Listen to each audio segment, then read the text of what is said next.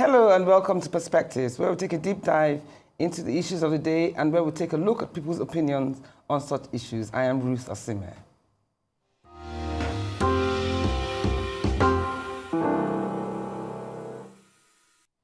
Welcome back to Perspectives here on Arise News. Today we focus on the tragic case of Priscilla Ocheme, a 24-year-old whose death has sparked serious concerns. Spokesperson for the Federal Capital Territory Police Command, SP Josephine Ade, gave a press conference stating that Priscilla died in a motorcycle accident after leaving the home of her friend, Eku Suhi Ise Elvis, also known as Richard. According to police, two nearby laborers, Jerry Amos and Moses Bala, found her and rushed her to a health center where she was later pronounced dead. However, Priscilla's family suspects foul play, pointing to inconsistencies in injury reports and the police narrative. Seeking transparency, they pushed for a case transfer and engaged activist Harrison Gwamnishu, which led to the suspect's rearrest. Today, we'll discuss the steps families can take when justice feels out of reach, from independent autopsies to legal appeals. Our guests will provide insight into navigating such cases and fighting for accountability. Stay tuned with us as we examine this urgent matter. Because we'll be right back to introduce our guests. Iyefun Ocheme, sister to the subject of this matter in question, legal practitioner First Baba Isa, and human rights activist Harrison Gwamnishu. Perspectives will return in just a moment.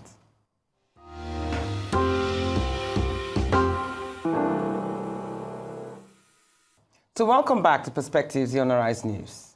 Time to meet our guests, starting from Iyefun Ocheme, a businesswoman who is deeply committed to seeking justice for her late sister, Priscilla, especially in the light of the authorities' claim that her death was an accident. She is determined to ensure that every aspect of her sister's death is thoroughly examined and that any potential wrongdoing is addressed.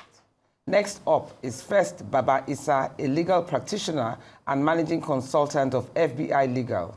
And then we also have Harrison Gwamnishu, a human rights activist and senior special assistant to Delta State Governor on civil society and youth mobilization. Good morning to all of you and good to have all of you here. Okay, so let's start with you, Iyefun. Can you tell us more about the history of Richard and Priscilla and walk us through the timeline of events leading up to her death? Okay, good morning, everyone. Yeah, the history of Priscilla and Richard. Priscilla went to University of Madonna, and she was at 200 level, and she all of a sudden, at the end of 200 level, she just left and came back home, that she was not going to go back again. So Richard and Priscilla were in Madonna University, but she left. She did not finish from Madonna just like that. We did not know the actual cause why she left the school, because she did not really explain why she left the school. Not until after her dismiss that we found out that she actually left the school because of Richard.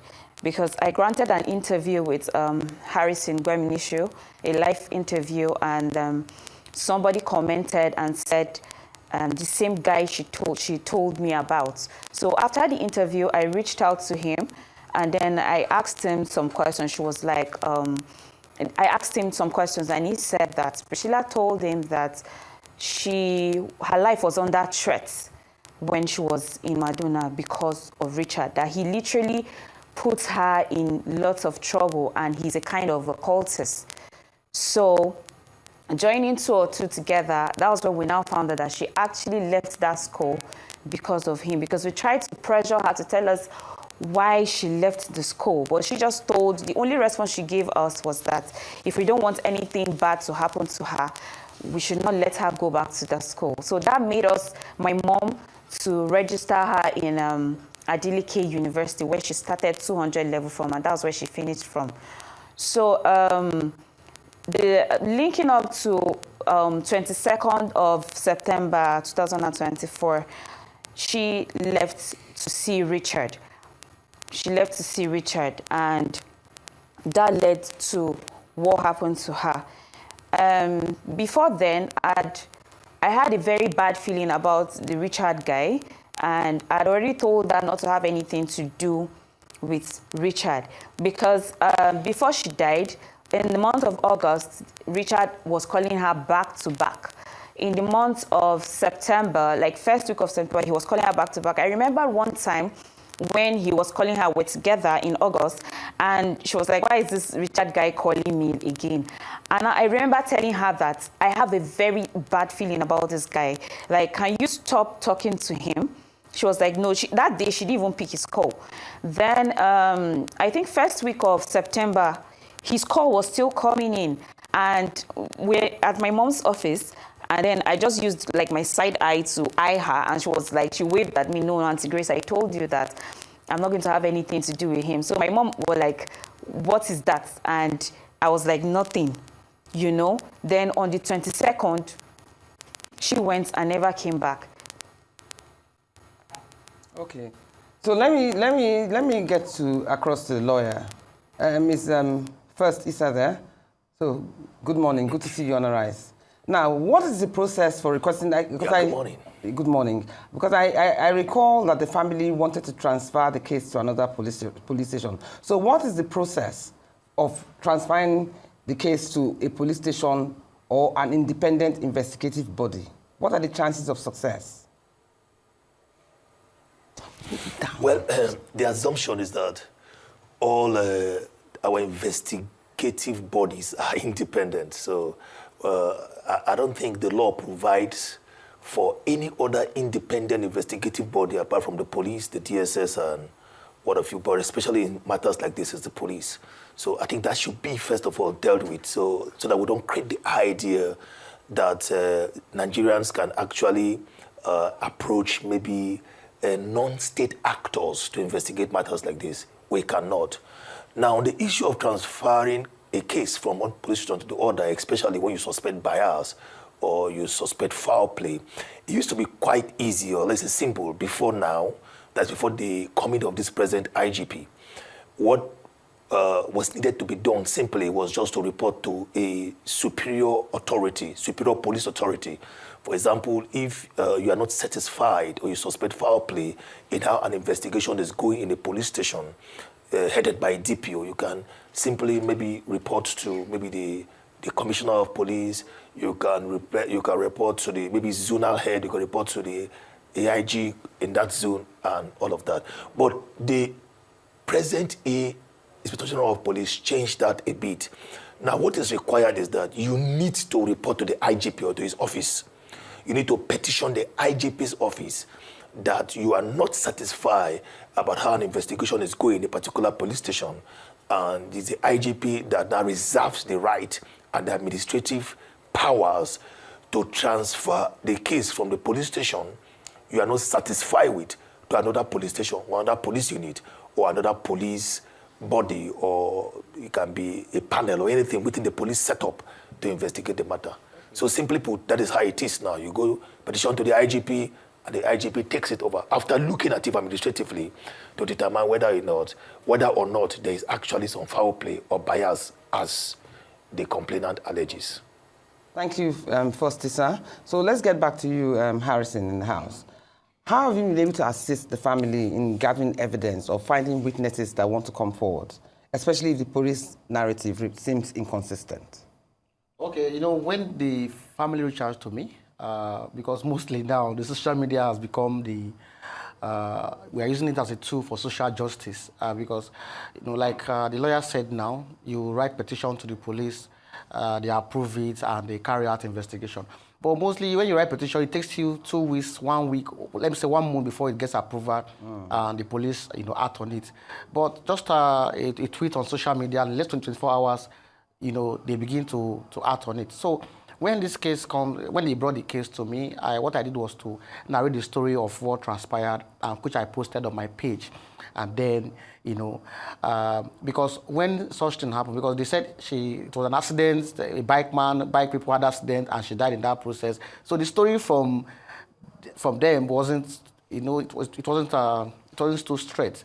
So now, posting it on my page was people who were at the scene, we had to start calling to say, okay, there was accident so day, there was accident so day, but nobody could tell us that on that particular time and date there was accident, that happened in that area where, according to what the police said. Now, what the police released on the social media was a press release, the statement from the suspect, who they already released on bail. That was the statement they released. There was no investigation carried out by the police to the scene to tell us that, okay, this is what transpired. These are the accident victims. If somebody had an accident, I believe there are parties who were involved in that accident. Where are they? The police said somebody, Good Samaritan, brought in took the body to took the girl to the clinic for treatment, later to the police station. Who are the Good Samaritan? Was there any contact taken from them? Nothing of such. So there was a whole lot of argument on the case, and which requires thorough investigation. Reason why I now call the IG attention for there to be a thorough investigation on the matter. And luckily the case was moved from the FCT command to the IGP investigation department at the force headquarters, Abuja. Okay, that is quite interesting. Okay, let's get back to Iyefun. Let's get back to, so in the first place, you said this. So you say that social media has played a prominent role. Do you understand? Yes. And how do you think this has also helped in moving the case forward?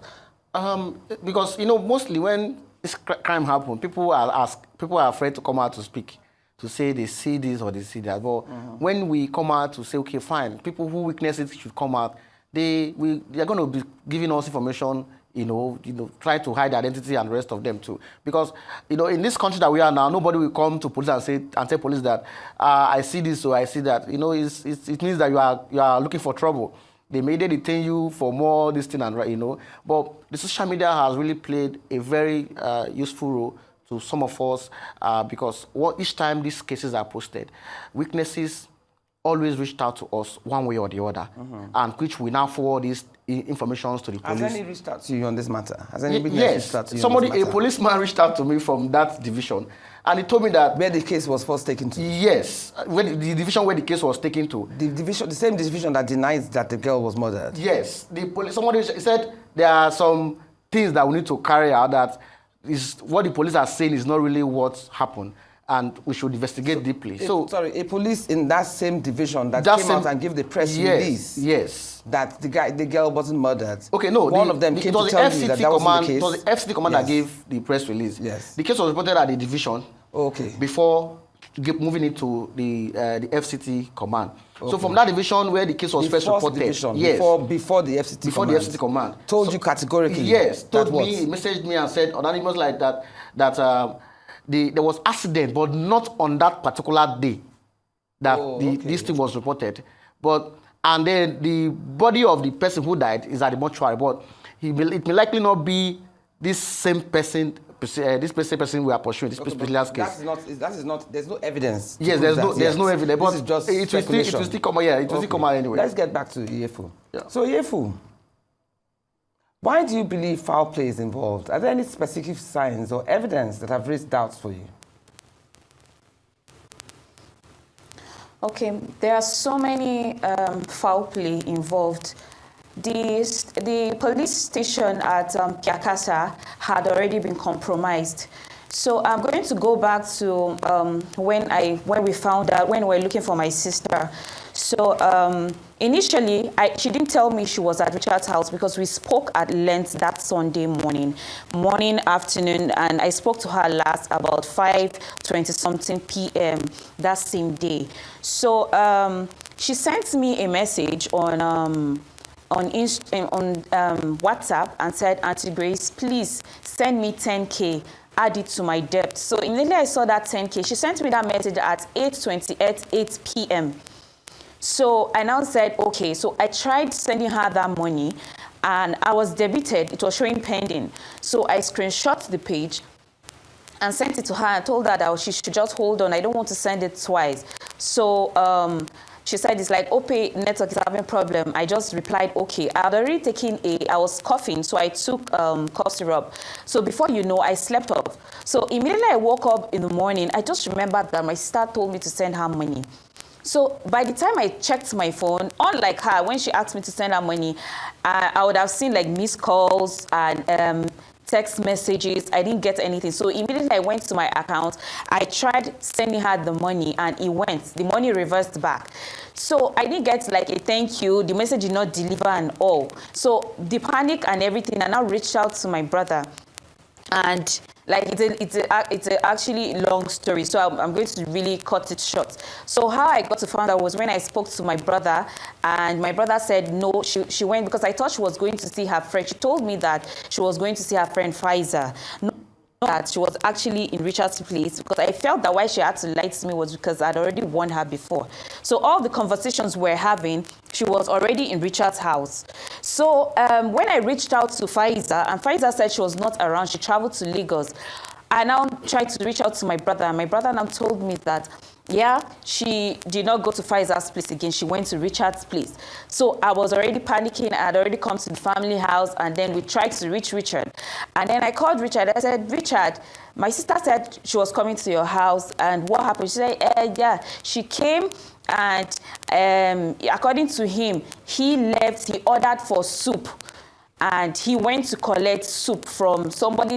No, this is what he said, that he ordered for soup, and his dispatch rider said that the road to his house was really bad and that it was drizzling. He could not come. So he decided to go and collect the soup, and he left my sister at home.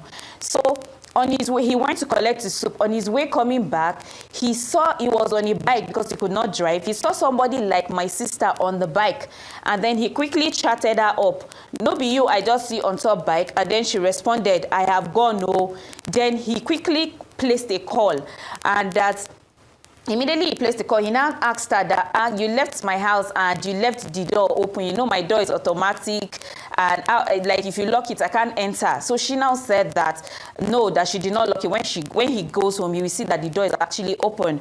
So according to him, when he got home, the door was open and all. So I now asked her, I said, Richard, like you said the road to your house is really bad. Priscilla came to see you. You could not drive her to drop her where she can actually get a car, because I know she's somebody that uses boats a lot. And then you had to allow her go. It's drizzling, and you went to collect soup from the dispatcher. That's more reason why you should have used your car. He said he told me that the road to his house is very bad, that him too, he could not drive. And before he got back, she had already gone. You know, so at that point, when we now later found that she was involved in an accident, my uncles went to the police station in what did they call that place? Lugbe Piakata police station, and the DPO opened up to them and told them that there was an accident on the 22nd, and so two good Samaritans brought my sister to the police station, and they dropped her and they left. So my uncle now raised the concern, like, okay, sir, you said two, please, may I know their names? And where the two bikes that had the accident? The man just got so angry immediately. Like he specifically asked my uncle that, why are you talking like an illiterate? Like, how can you ask me this question? He just fumed. He was so angry. So my uncle was like, no, like you said, good Samaritan, did they write statements? They could not answer that question. You know, he started asking questions, and then he now said, in fact, the body is really gruesome, that we should just do and go and bury our dead. That is so unfortunate. So my uncle now said, okay, can we even see the picture? It took them a lot of time before they could send him that picture. So when he looked at the picture, he saw that the focus was only on her face. You know, so the way they were acting in the police station was already fishy. He now also noticed that the place had already been compromised. So before then, I had already called Richard, and I told him that he should go to check all the police stations to find out if there was an accident or something like that. And then Richard was already there.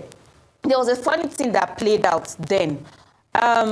behind the place where the DPO was sitting down, there was like I think 2 packs of bottled water or so. Richard went behind the DPO, picked a bottle of water and started drinking without even asking. So my uncle was like, what kind of familiarity is this? Like, me and you came here, and then you just went without even taking permission. And then we noticed that there was a dark, tall man that was a little bit chubby that came to meet him and say sorry for your loss, that he would like to know the family, he would like to go and even support the family, that he feels that this is a great loss and everything, that he wants to follow my uncle to the house. So my uncle was like, I don't know you from anywhere. Why would I let you follow me? You know, it was later on when the case was transferred to state CID that we found out that that person there was actually Richard's lawyer. You know, so at that point he was detained. Sorry to interrupt you. So yes, the person that came that said they wanted to come and visit you at home was Richard's lawyer. The man that wanted to come and visit you at home. Yes, was Richard's lawyer, but my uncle Yes, that he wants to take care of, he wants to support the family, he wants to be there for the family and everything. So my uncle did not even take time to ask, like, who are you? He just said, you are a stranger, I don't know you from anywhere, but I can't let you follow us to the family house. So it was later on we found out that that person is actually Richard's lawyer. So a lot of things played out during that time. So we noticed that when they showed us the picture and everything, they now allowed them, my uncles, to go and see the corpse at Federal Medical Center, Jabi. So when they went, they examined the body, they saw that there was no scratch on her body. Like, how can somebody be involved in an accident and then the bikesmen, they are nowhere to be found. The Good Samaritans are nowhere to be found. They didn't write statement. They just dropped the body and left. And then this person that had the accident, her jean, very clean. There was no scratch. She was wearing black on black, a chiffon top and a black jean. There was no scratch on her body, just on her face, her 2 eyes, her nose and all. And then this DPO, they're supposed to be consigned of even saying that, okay, we'll try to get justice and everything. He didn't say anything like that. He just said that we should just do and go and bury our dead, that the body is really gruesome. You know? Wow. So that raised the suspicion. And then we now decided to move the case to state CID. Okay. So the foul play suspecting now is the time frame. The DPO said that this accident happened, the IPO in that Piakasa police station said that the accident happened at after 8 p.m. And according to him, when they brought the body, the Good Samaritan said they took her to a private hospital and they asked for a police report. Then they had to bring her and drop her body in the police station. Okay, that was what they said. And then the DPO said that yes, they said that time she was still alive. No, I've not even come to that. I'm still going to come back to that. So according to the IPO said they took her to Federal Medical Center, Jabi, 11 p.m.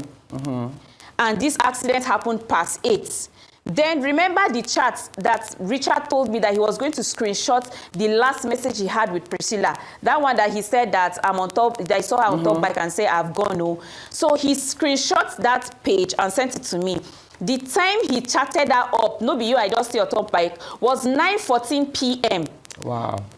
And then the time she responded was 9:14 p.m. And what time was her death reported? The police people said this accident, they said the accident happened at 8 after 8 to 9 p.m. Inconsistencies, yes. Did you see the time?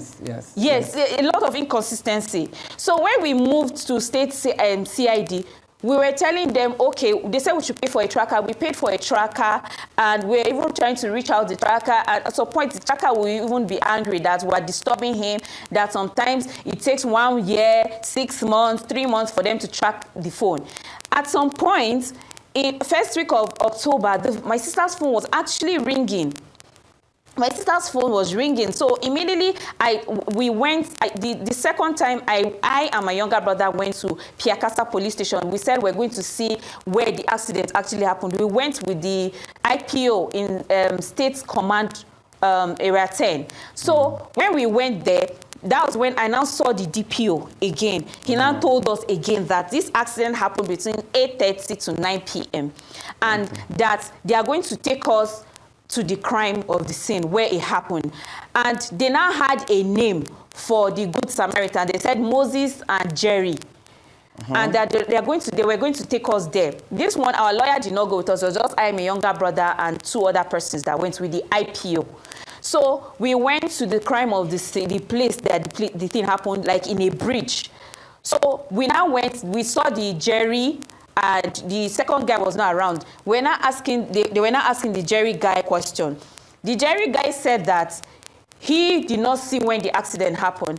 He was just lying down past 7. And then he heard a sound. He's a block industry worker. That place we went was a block industry worker, block industry. So he said he heard a sound, and then he ran to the road, and he saw 30 bikes by the roadside. They were gathered. They said 2 bikes collided. And then before all of a sudden, all the Elsa guys just carried their people and left. Then when he turned, he saw my sister on the floor. She was still unconscious, according to him. So him and that Moses guy got a bike. They carried that to a private hospital. Initially, the DPO said that it was a private hospital that the people said. But now, when I was there, now the Jerry guy said they took her to health center in Piakasa there.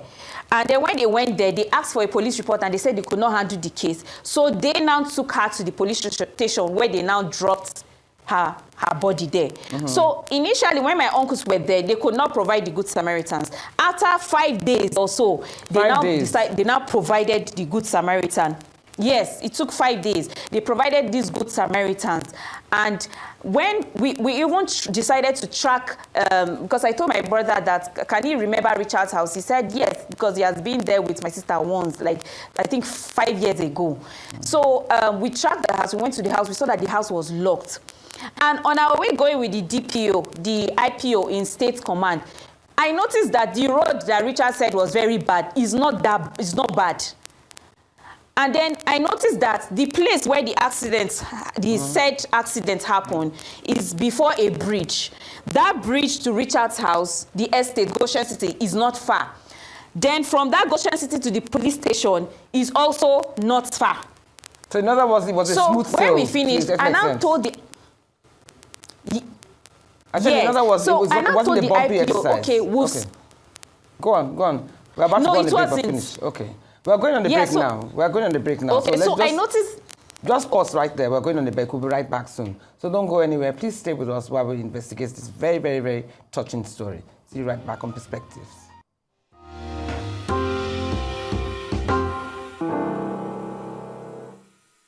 Okay, so Iyefun, are you there? Let's get back to you, because from what you have said that the description of Richard's journey, according to him, it wasn't bumpy, like he said. It was a smooth road. So in other words, there are already inconsistencies with his story and inconsistencies with the way the police are handling this matter.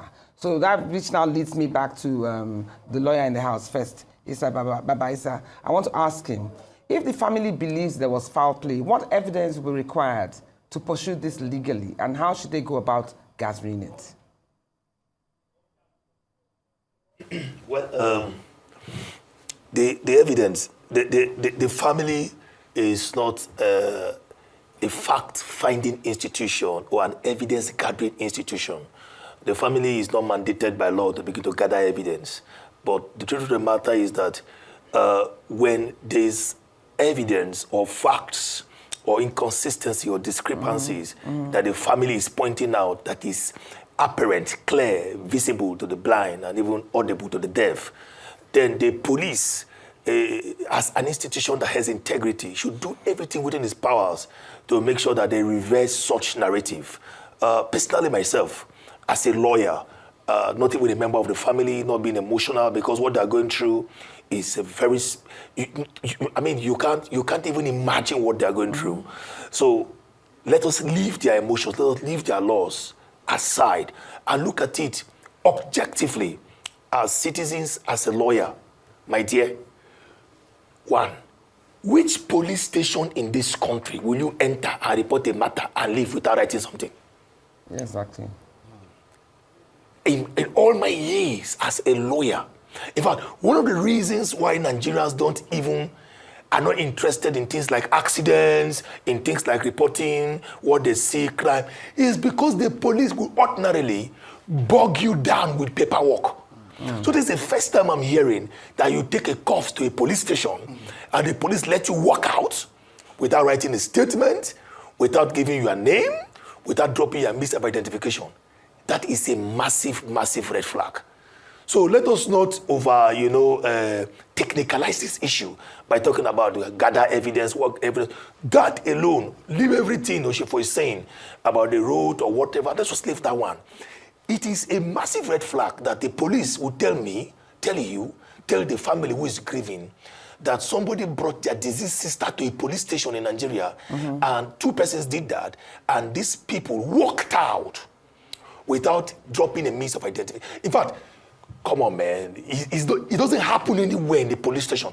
You can't even walk to the police station and say, I came to report a matter, even if it is 2 fighting between you and your wife. The police doesn't even hear you. They don't take oral complaints.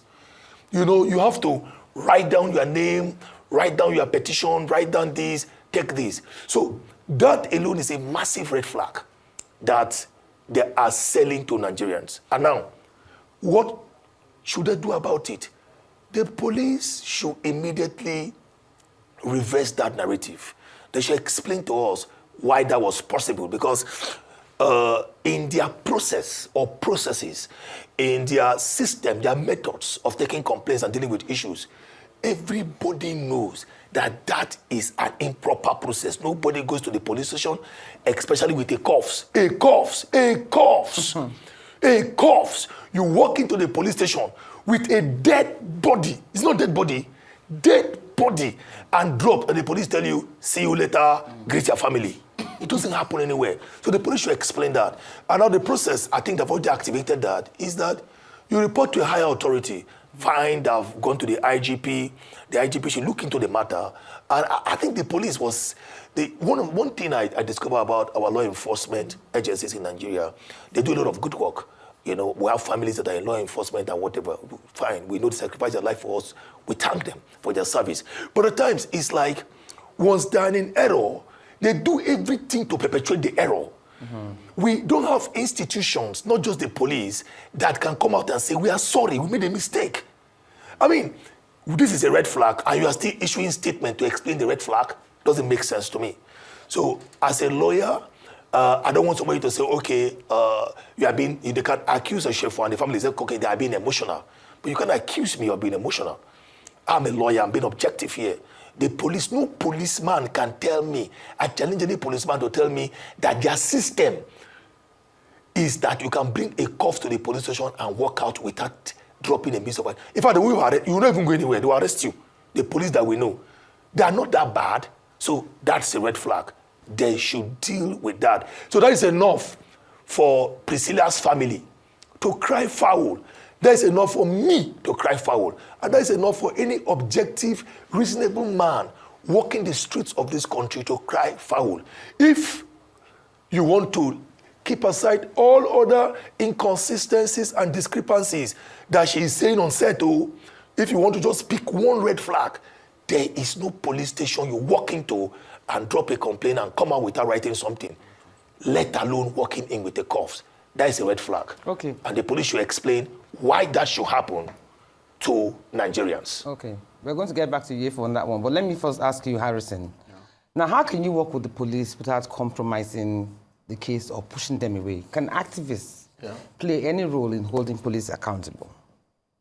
Yes, we've been doing that. And, although they have not been cooperative, that's the truth. They see us as maybe as people who checkmate some things they do, But one thing we've done so far is collaboration. When we have information, because people always reach out to us, they feel more comfortable reaching out to us than reaching out to the police. That's the truth.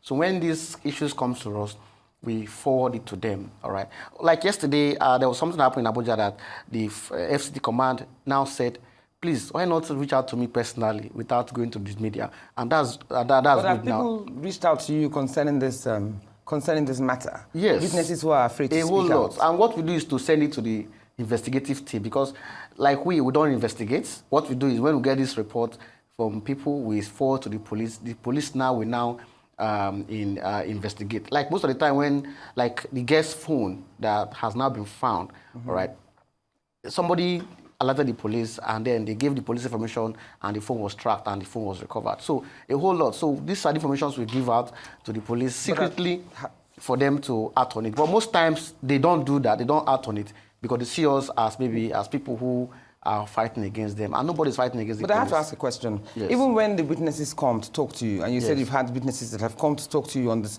particular matter. Yes. So do you record the conversation as evidence? I first of all, it's not just based on hearsay. Yes, most of the time people call and they want to remain anonymous, and but do you record the conversation? Yes, I have to seek permission from that person. I said, can I record it? Or he said, yes, you can record it. Most of the time they create fake account to communicate to you. They won't create a real account. But how can you now tell whether they're real or not? Yeah, we have to verify it. From what you are telling us, we have to verify it. And when we discover the truth, we forward them to the police for the police to investigate. And most of the time, it comes out true. And the police, the ones doing the good job, will just give us a call and say, thank you for this you've done for us. On several times we've done that. We've done that. So in other words, you've done their jobs for them, basically. Yeah, we're not doing the job of the police, but we're just assisting. As I said, collaboration. No, the legwork, the groundwork, fieldwork. Because mostly when you report the case, they will tell you they don't have the final logistics to do that. But some of us we can go where they cannot go. That's the truth. We can go where some of these police officers cannot go. So mostly, most of us, they involve us sometimes to go for them, to assist them. Then sometimes we do it ourselves too, and then forward this report to them. There are several reports that we have sent to the IG on cases that happen, on trending cases. And have they used this as evidence? Yes, they use it. Because most of the times, even proceed or something recovered, money recovered, we always get that and give to the police. And police use that for the evidence almost every time. Yeah, but not all of them are ready to work with us. Yes. Give you a good reception. No, not all, but few of them are. Okay, let's get back to Iyefun. The most particularly, is Iyefun in the house? Iyefun? So can you hear me? Yes, I'm here. Okay, as you can hear, we have discussed the issues of police and their reception towards getting information from the outside and how they handle this information. So you've also voiced your discontent with the way the case has been handled so far. So how have the police responded to your concerns so far? Have they been cooperative in sharing details of the investigation with you?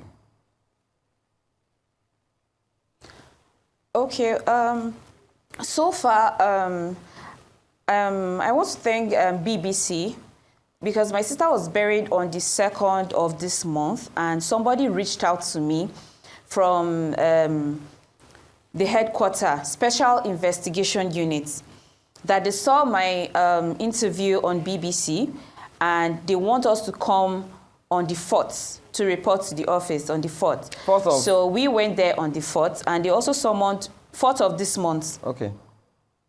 Go ahead. Yeah, so they summoned Richard's people also, and we went there, but they did not come that 4th, they came on the 5th. So that 4th, we narrated everything to the Special Investigation Unit, the team there. And we explained everything, and then Richard's family, they were not there that day, but the next day they told us to still come again. And we explained everything that we needed to explain. They interviewed Richard also.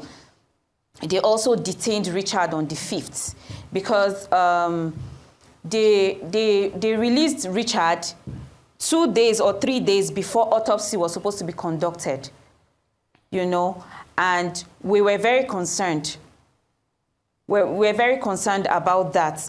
And we explained everything to the police. And then the Special Investigation Unit said that we should trust the Nigerian police, even though where we are coming from, the state CID had been compromised. The Piakasa police station had already been compromised. A lot played out there. So they said they would take up the case from there. And so far, so good. They are doing wonderfully well. Like, I'm so impressed because they just told us to trust, have faith in them. And as at last week, my sister's phone was recovered. The SP of Special Investigation Unit, they actually tracked the person with her phone. They went to Zamfara State to go and bring that guy to Abuja. And right now, the guy is detained. So, like, I'm really impressed with what they are doing so far. And then the autopsy results is out, but has not been read to us as the family because they are still, investigation is still ongoing, you know. So we're still waiting for the autopsy, for them to read out the autopsy to us. You know, so far they are doing their job. I want to commend the Inspector General of Police and the Special Investigation Unit for them to, if not for the for social media, they wouldn't have even seen that, the case wouldn't have gotten there because the state CID, they were not doing anything. They were not ready to do anything. It's just like we're always going there to talk, but nothing was done. Not until when the Special Investigation Units in the headquarters started handling this case. Okay. So investigation is still going on, ongoing, and we're trusting God that my sister will get justice because we're not relenting. Okay, we're not going to relent. It's good Iyefun that you said that. Now, speaking of autopsy, do you understand? One doesn't know whether, you know, you haven't heard the results of the autopsy yet, have you? Have you heard the results of the autopsy yet? No, we've not heard the results. Okay. We've not heard the result because the SP, Special Investigation Unit, the result was released to State CID. And we reached out to the IPO. He said, the IPO in State CID, he said the result has been given to him. But the SP, or Special Investigation Unit, said he doesn't want the result from State CID. He wants the result from National Hospital directly. Okay. So I don't know how that is going to play out. Maybe they'll find a way of getting it and all. Okay. But for now, we are still waiting for the autopsy results. And according to them, they have most of their facts together. They are waiting to join two or two together in order to have a meeting with us. The guy that they tracked and found from Zamfara State, we don't know if he's the one that called my brother then to say he should come and collect the phone. We don't know, or we don't have all those information yet because we're supposed to have an interview with our lawyers with them. Okay, let me ask about concerning this. Can I have Baba Isa, please, the lawyer? Okay. Baba Isa, I want to ask you, as you can see the way the case is going, there's, you know, a bit of discrepancy here and there, and everybody's just trying to find their feet on a level playing ground. So in case the autopsy results is released, and I want to play the devil's advocate here, and the family don't quite agree with the evidence given as her cause of death, can they request a second independent autopsy? And what legal steps will be needed, and how can they ensure that it's unbiased? Well, they formally reserve the right to always ask for as many autopsies as they want. But right now, you know, they've buried the deceased. So it's going to be difficult to do an autopsy unless they're going to exhume the disease. But when you talk about rights, they formally reserve the right to request for as many autopsies as they need to satisfy their curiosity as to how and why their sister and their daughter died. But, you know, in Nigeria, they will have to bear the cost of asking for such autopsy.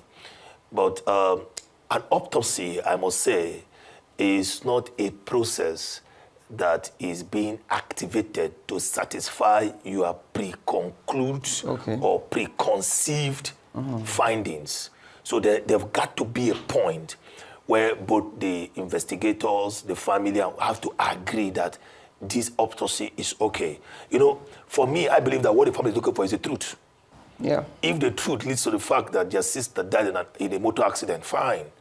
I think at that point, they can accept, or at least the reasonable man out there can accept that this is what killed the sister. But, and why they started this search is because of the discrepancies thrown up by the narratives from Richard and from the police. That is why I started this quest for the truth. So if the story the police and Richard started telling initially was panning out, they won't even get this far.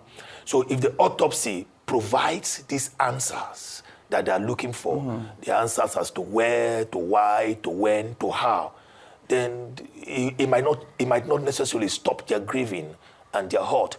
but at least it's going to satisfy their curiosity. They'll get the answers because there must be an end to investigation.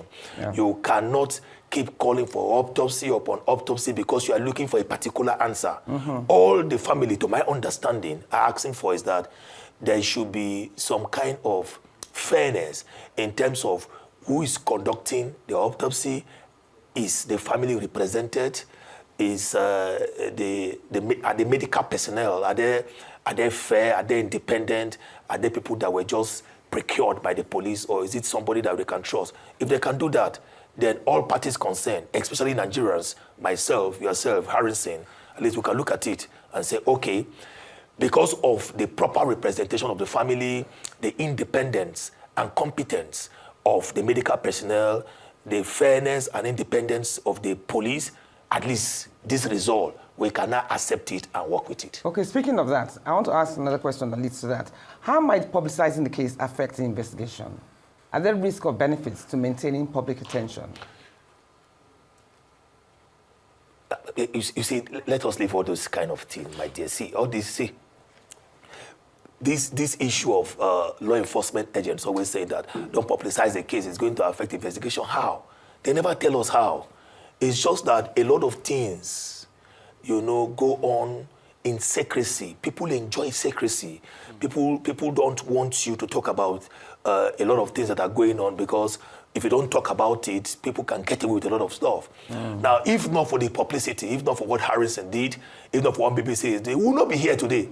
So I don't know, unless the investigators will come and tell me or tell you how publicizing this case is going to affect or impact negatively on the investigation. I think publicity, social media, in fact, the police or law enforcement agents in other parts of the world have begun to understand that the social media and internet is something you have to consider in investigation. In fact, they allow it impacts on their investigation positively. They use it to collect and collate evidence. But in Nigeria, at times, some of our law enforcement agents are always saying, why are you talking on Facebook? Why are you talking here? It's going to impact negative. How does it impact negatively on the investigation? Nobody tells us. So my answer to that question is, in fact, yes, it impacts, but it impacts positively on the investigation. Okay. Thank you. That's why we are talking now. That's why BBC was talking, and everybody will be talking about it. And the police will know that they are being watched, and they will be on their toes. Okay. So I think it's a good thing. Thank you so much, First Sister. Let me just ask Iyefun one last question before we round up. Iyefun, are you there? Now, Iyefun, what do you hope to achieve in the short and the long term regarding this case? How focused are you on seeking justice or uncovering the truth? In uncovering the truth, we're very, very focused, and we're praying, hopefully, that my sister gets justice. Like, we're seriously depending on the special investigation unit, the headquarters, because the notes at which they've started, they're really doing well, which I must commend. So I'm hoping that they will continue doing their job for us to uncover the truth. We're not relenting, we're not giving up. If cases of murder cases are, some people have just let it slide, Priscilla will get justice. No matter what, she will get justice. So we're just believing that the Nigerian police will continue to do their job. Thank you so much.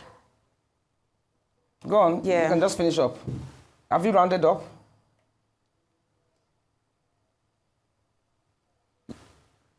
Okay, Priscilla, thank you so much. Let me ask Harrison one last question. Do you usually have any connections with human rights organizations or other community leaders that can help you support this family's cause or any other family that you're fighting for? Quickly. Yeah, briefly. Yes, we have a lot of comrades who assist us in most of these cases. Because when it happened, we post on the platform and they help us to push it forward, help us to make calls, and again to help us to create the awareness that assist us in making ensure that victims get the desired justice. It's just a collaborative work between me and them.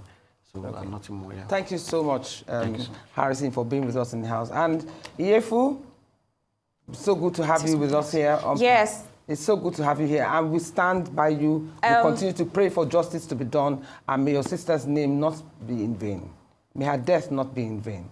Thank you so much, First Isa, for giving us the legal aspects from this whole saga.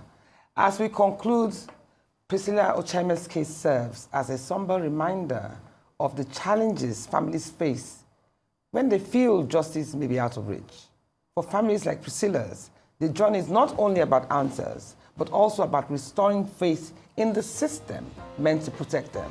We hope this discussion has highlighted how crucial transparency, persistence, and support are in seeking justice. Let's continue to stand for fairness and truth, ensuring that every voice is heard. And as I keep saying, life is a learning curve. Today, that's all we have time for. You've been watching Perspectives here on Arise News with me, Ruth Osime. We'll be back next week by the special grace of God. Until then, do have a great week. Bye now.